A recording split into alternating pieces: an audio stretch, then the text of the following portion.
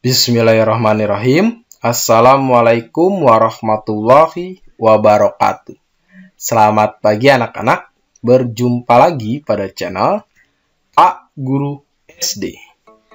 Pada video pembelajaran kali ini, kita akan belajar tema 2, menyayangi tumbuhan dan hewan. Subtema 4, menyayangi hewan. Nah, ingat ya anak-anak, sebelum kita memulai pembelajaran, kalian menyiapkan dulu ya buku dan alat tulis kalian untuk menuliskan informasi baru yang akan kalian ketahui. Dan apabila kalian menemukan kosakata baru yang kalian belum tahu artinya, maka gunakan atau mencari tahu Kamus Besar Bahasa Indonesia untuk mencari tahu arti kata kosakata tersebut. Nah, setelah itu, kalian berdoa menurut agama dan kepercayaannya masing-masing, agar proses pembelajaran dan kegiatan kita hari ini dapat dimudahkan. Amin. Oke, kita mulai pembelajaran hari ini. Nah, materi pembelajaran hari ini adalah karakter tokoh, isi dan pesan dalam dongeng, serta manfaat berbagi peran di rumah. Dongeng merupakan cerita yang tidak benar-benar terjadi, bersifat khayalan untuk menghibur. Tokoh dongeng itu adalah para pelaku ya, yang ada di dalam dongeng. Watak atau karakter tokoh itu adalah sifat tokoh dalam dongeng. Dan isi atau kejadian atau peristiwa itu adalah bagian penting dari dongeng yang menceritakan mengenai urutan kejadian dari suatu peristiwa serta pesan moral. Nah, sebuah pesan yang ingin disampaikan seorang penulis atau juga pengarang cerita kepada pembaca. Ini adalah ada pengertian dongeng, ada yang dimaksud dengan tokoh dalam dongeng itu, dan ada watak serta atau karakter tokoh, isi, kejadian atau peristiwa, dan pesan moral atau pesan yang ingin disampaikan seorang penulis atau juga pengarang cerita kepada pembacanya. Di sini ada sebuah dongeng yang berjudul Pohon Pepaya dan Pohon Kelapa. Pohon pepaya dan pohon kelapa. Seorang raja yang bijaksana memiliki kebun yang sangat luas. Di kebun raja yang bijaksana tumbuhlah pohon pepaya dan pohon kelapa. Kedua pohon itu dirawat oleh penjaga kebun dengan baik. Pada suatu hari, dua pohon itu sedang bercakap-cakap. "Hai pepaya, lihatlah tubuhku yang tinggi ini. Tahukah kamu, akulah pohon yang paling disukai oleh manusia. Tidak ada pohon lain yang dapat menandingi kehebatanku." Nah, itu kata si kelapa. "Semua bagian tubuhku bermanfaat bagi manusia. Buahku dapat dimakan. Jika sudah tua, buahku dapat dijadikan bahan masakan." Oleh karena pepaya diam saja, kelapa semakin menyombongkan diri. Ia berkata, "Batang tubuhku sangat kuat.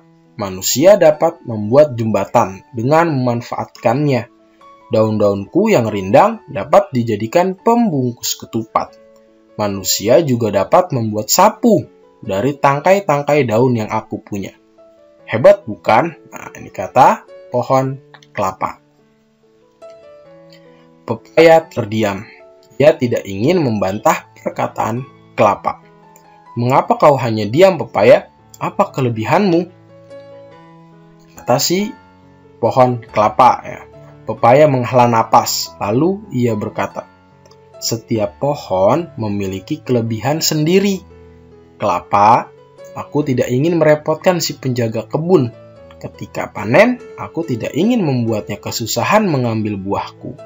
Oleh karena itu, pohonku tidak terlalu tinggi, sehingga ia bisa meraihnya dengan tangan saja. Ketika anak raja sakit, daunku dapat direbus untuk mengobati penyakitnya.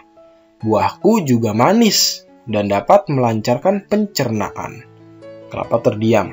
Ia menyadari bahwa pepaya benar. Setiap pohon memiliki kelebihan dan kekurangan. Ia pun meminta maaf kepada pepaya. Nah, ini adalah cerita dari dongeng pohon pepaya dan pohon kelapa. Nah, tentu setiap tumbuhan itu atau setiap pohon itu memiliki kelebihan dan kekurangannya, memiliki manfaat dan juga memiliki apa yang dibutuhkan oleh manusia dan hewan tentunya. Karakter tokoh, isi dan pesan dalam dongeng pohon pepaya dan pohon kelapa. Ya, yang pertama itu ada tokoh dan karakternya. Tokohnya itu ada pohon pepaya dan pohon kelapa. Karakter pohon pepaya sifatnya penyabar dan tidak sombong. Pohon kelapa sifatnya sombong, dia terlalu membanggakan dirinya ya. Padahal setiap pohon itu memiliki manfaatnya masing-masing tentu. Selanjutnya, isi cerita dongeng. Nah, di kebun tumbuh pohon pepaya dan pohon kelapa. Pohon kelapa yang sombong dan memamerkan ke pohon pepaya bahwa semua dirinya sangat berguna bagi manusia. Kemudian, pepaya hanya diam saja dan pohon kelapa pun makin menjadi-jadi sombongnya.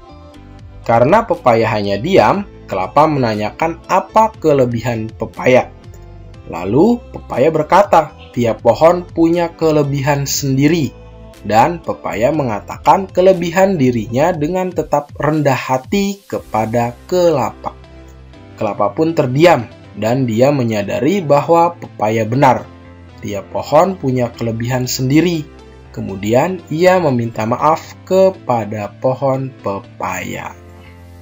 Ini adalah isi cerita dari dongeng ya, yang berjudul Pohon Pepaya dan Pohon Kelapa.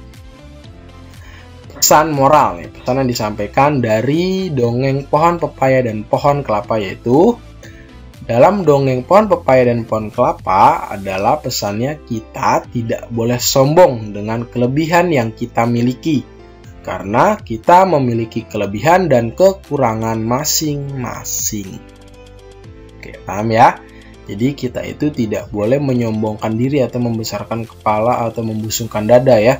Karena setiap manusia, tumbuhan maupun hewan itu memiliki kelebihan dan kekurangannya masing-masing.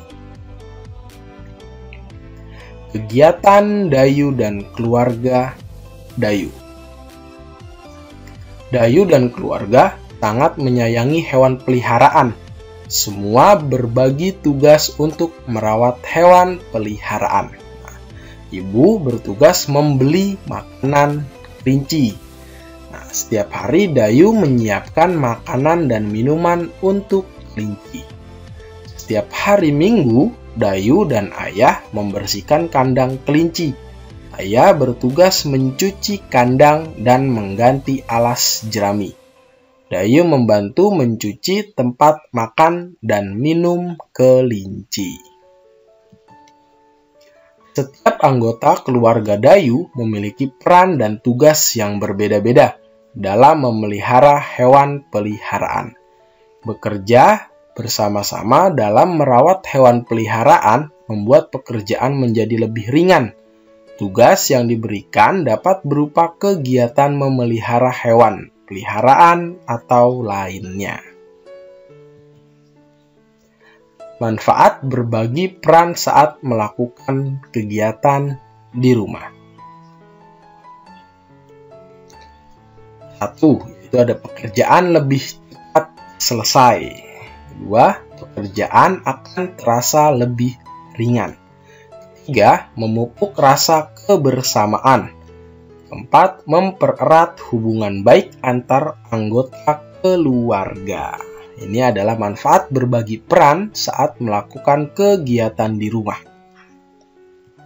Nah, oke, cukup sekian ya pembelajaran kita hari ini. Tentunya semoga bermanfaat. Pak Guru mohon maaf apabila ada salah pengetikan maupun pengucapan. Terima kasih. Wassalamualaikum warahmatullahi wabarakatuh. Sampai bertemu di pembelajaran selanjutnya.